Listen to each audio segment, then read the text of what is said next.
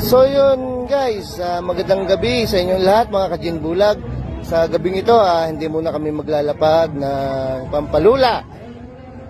At mas marami siguro ngayon ang tinamaan ng hangover. So huwag kayong mag-alala mga ka-Gin Bulag. Meron kaming inilapag ngayon na pang merienda nyo lang. Kung malapit kayo, puntahan nyo na.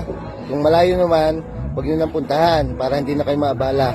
So, para hindi kayo mahirapan maghanap, tapusin nyo muna yung video. So, yan guys, dito lang namin nilapag.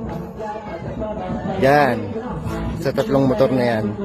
Guys, pakiingatan nyo na lang po ang ating mga motor, bawat isa.